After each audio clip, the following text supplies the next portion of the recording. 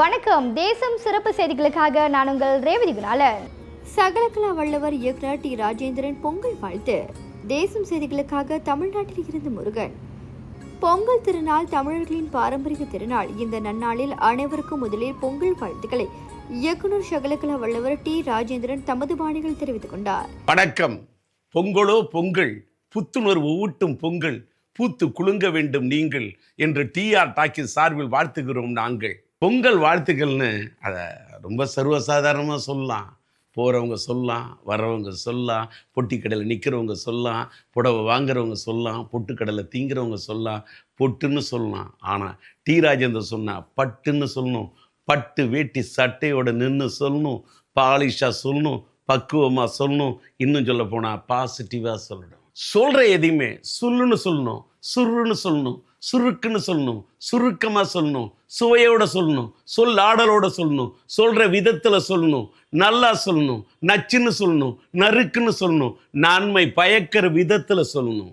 பொங்கல் திருநாளை கொண்டாடும் அனைவருக்கும் எனது உள்ளம் கனிந்த அன்பு வாழ்த்துக்களை தெரிவித்துக் கொள்கிறேன். பொங்கல்னா கரும்பு சர்க்கரை எல்லாம் கலந்து ஒரு சுவையான இனிப்பை இந்த தொகுப்பில் பொங்கலுக்கு கொடுத்துள்ளேன் என டி. ராஜேந்திரன் மேலும் அவ்வாறு தெரிவித்தார். இத்துடன் இன்றைய செய்திகள் நிறைவடைகின்றன. மேலும் பல ஆன்மீக செய்திகளை தெரிந்து கொள்ள தேசம் டிவி மலேசியா யூடியூப், டிக்டாக் மற்றும் இதர சமூக வலைதளங்களை பின்தொடருங்கள். உங்களிடமிருந்து விடைபெறுவது நான் உங்கள் ரேவதி குணாலன். மக்களோடு தேசம். தேசம் ஊடகத்தின் 8வது அனைத்துலக ஐகான் விருது விழா பத்துகேத் ஷெங்கா கன்வென்ஷன் மண்டபத்தில் இரவு 7 மணிக்கு நடத்தவிருப்பதாக தேசம் ஊடகத்தின் தோற்றுநர் தலைமை ஆசிரியர் குணலன்மணி தெரிவித்தார்.